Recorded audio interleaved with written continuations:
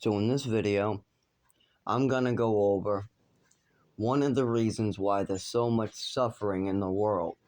And by stopping doing this one thing, by just stop doing this one thing, if we all just stop doing this one thing, then we all can see a lot less suffering in the world. Now, what is this one thing we can stop doing? It's called victim blaming. It is rampant with the people in their 50s, 60s, and 70s mostly. But there are people in my generation, 30s and up, who are starting to pick up on it. And they're figuring out it's a good way to not take responsibility for their own actions. And this is a big problem in society. In the last 100 years, animals are dying, the dirt is polluted, the drinking reports are getting scary. If you test your tap water, the drinking reports are getting scarier every year. So what can we do, all of us together? One thing to stop some of the suffering out there, we can stop the victim blaming. Now, you might need some examples of that. Okay, here's one I've heard from a lot of elderly people. If a girl, let's say a girl got raped on the street and she's trying to report it. Some of these elderly victim-blaming assholes say, well, she shouldn't have been dressed pretty. It's her own fault because she was dressed so pretty, so she was just asking to get raped. I have heard this from many, many baby boomers. And I almost want to hit them in the nose and break their nose in two when I hear them saying this crap. Spreading this total hate victim blaming bullshit. Those people need a little bit of taste of their own raping. I think the next 60-year-old man or 80-year-old man I hear that says that, I'm going to tie them up and bring a rapist to them to rape them. And then I'm going to tell them they were dressed too pretty. Yeah. That will shut them up pretty quick, won't it? An 80-year-old man getting raped by some prisoner that's 50, Bobby with a big giant penis. And then I tell him, well, it's your own fault. You were dressed too pretty for Bobby. Bobby likes short sleeves. He likes those nice old man golf shorts.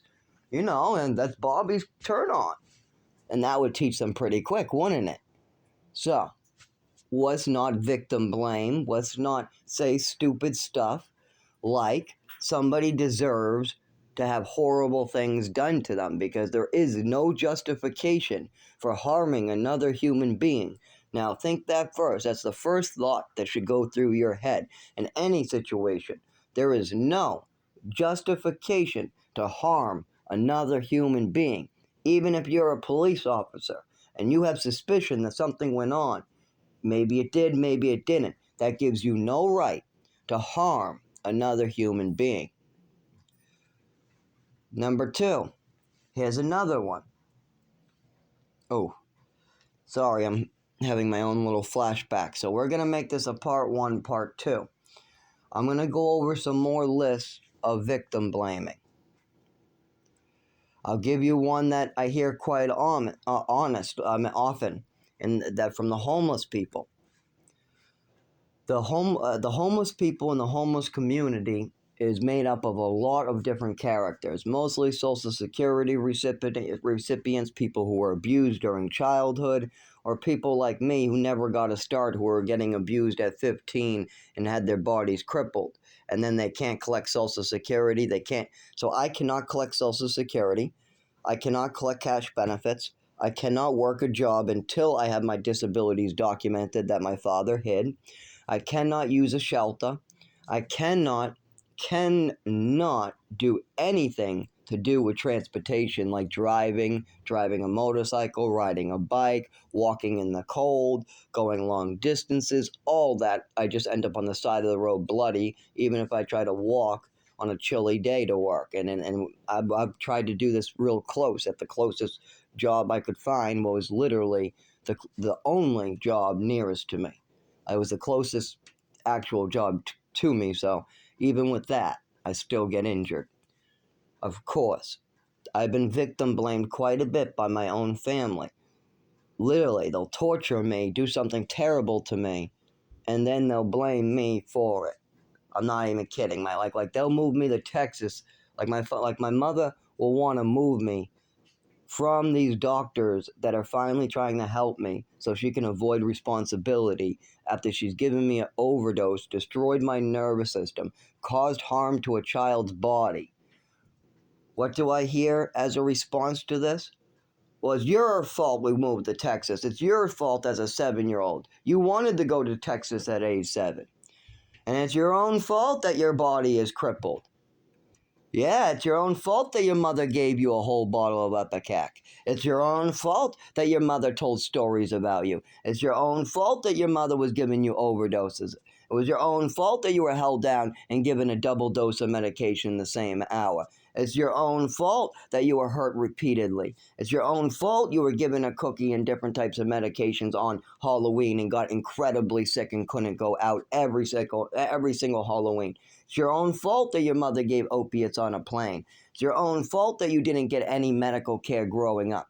It's your own fault that you didn't get any medical care growing up at any point in Texas. It's your own fault you didn't get an education at the age of 10, 12, 13, 14. I mean, all those different ages. Actually, I think it was 8, 9, 10, 11, and then I think there was one jump, and then maybe at 12.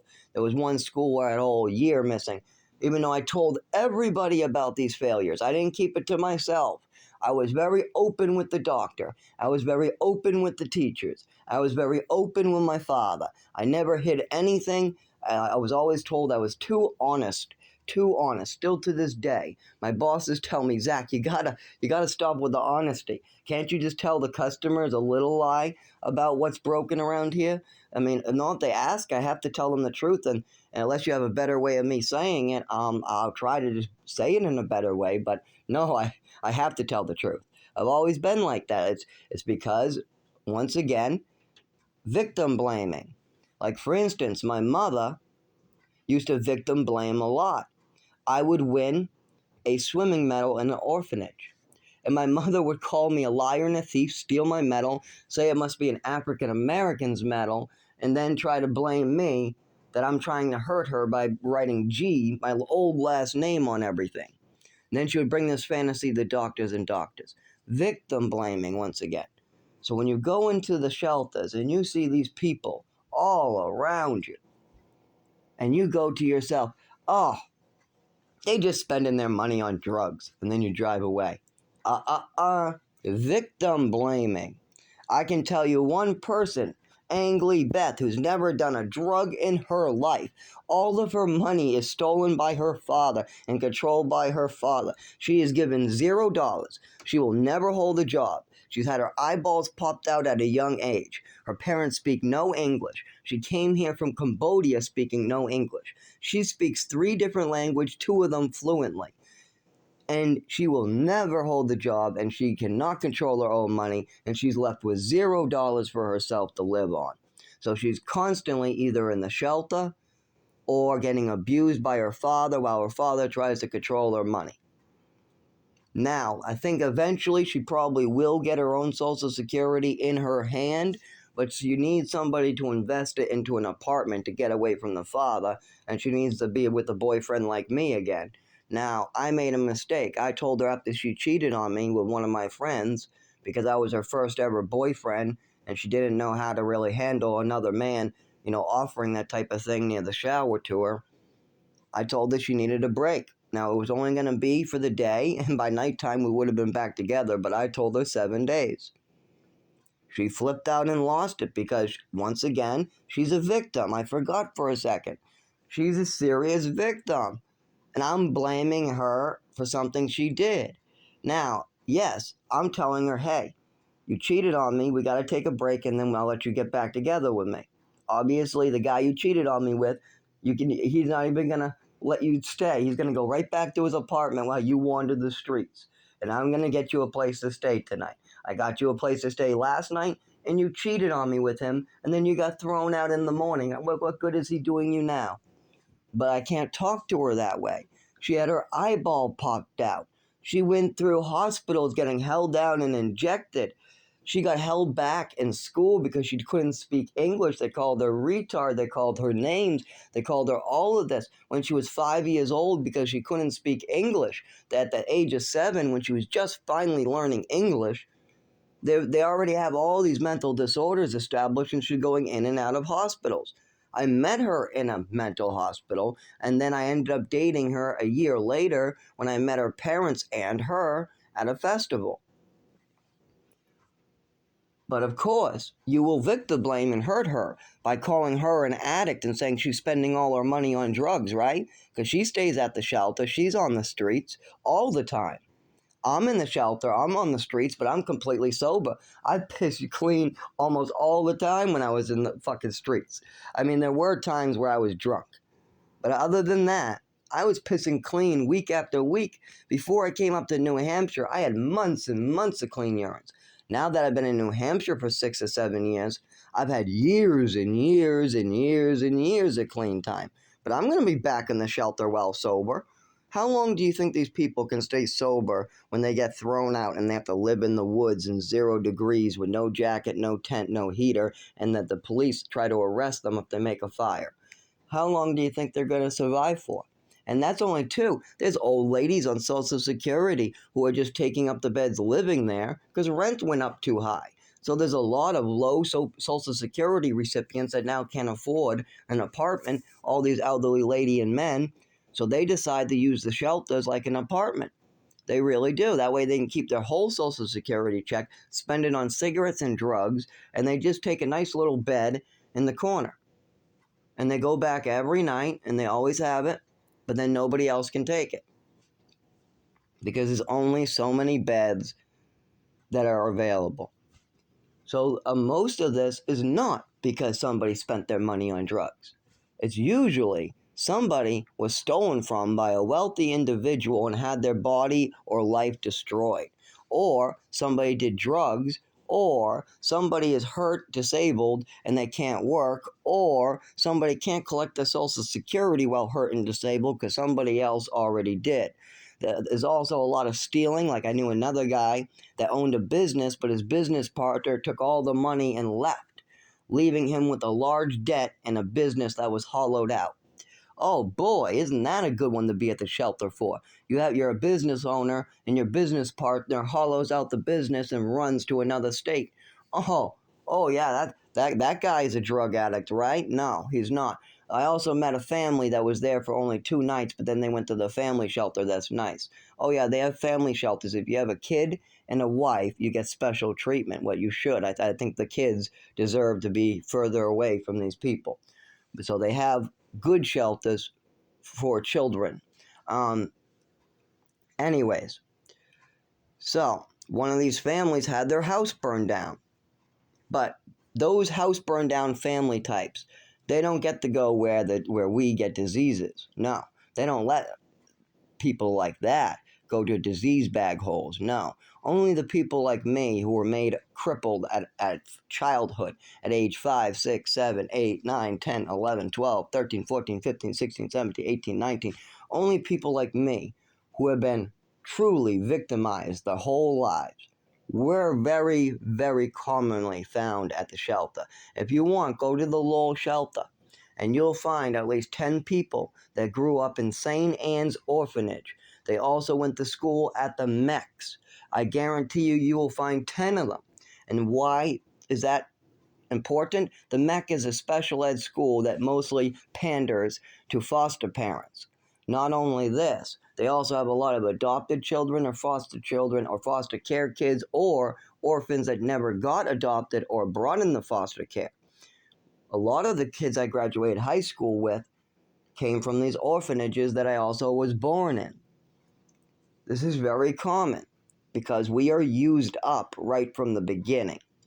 We literally get used and used and used and used and used. I mean, even as a kid, we're stood up and that these parents are supposed to come in and kind of give us a look. They even give us a file. They bring us into this special doctor to write down all the files for the parents. So blonde hair, blue eyes, cute, really nice cheeks, 6 feet, comes from good parents, possible addiction or just shit like that. They got a 4-year-old literally just being like, yeah, you're making a baseball card out of him. Now that's nothing. When I was in the orphanage, I once went to breakfast, scrambled eggs, just eating my scrambled eggs. The other orphan next to me tries to put ketchup in my orange juice and tries to get me mad. I don't get mad. He goes, "You're not mad?" I go, "No. I just eat my eggs." I go, I'm just ignoring him. That's good. I'm just gonna eat my eggs. Fuck this. That's all right. I didn't need orange juice anyways. Just leave this kid alone. I don't want him. It's too early for this crap, and I'm already on 2 pills. They've already given me 2 pills. I'm already feeling them. So he gets up out of the table and goes over to the staff member. Staff member, but maybe about 20 years old, comes up to me. "Hey, Zach, did you take your meds?" "Oh, yeah, of course I did." I continue to eat my eggs. "Zach, what's that in your orange juice then?" "So that's the ketchup that Bobby put in there or whatever." Then I continue, no. Zach, what is that in your orange juice?" "I just told you, that's that fucking ketchup that he just squirted in there." And then I'm like, "Just pick up the glass and pour the orange juice out so you can see it." She goes, "I can't do that. That's meds." I'm like, "It's not. It's ketchup. Just take a look at the bottom of the glass, pour it out. It's ketchup." "Well, that could be dissolved meds." "It's not." Well, they grab me out of the chair. They throw me to the, well, first they bring me to some nurse lady or something. Then they throw me to the ground. They start injecting me and throwing more pills into me.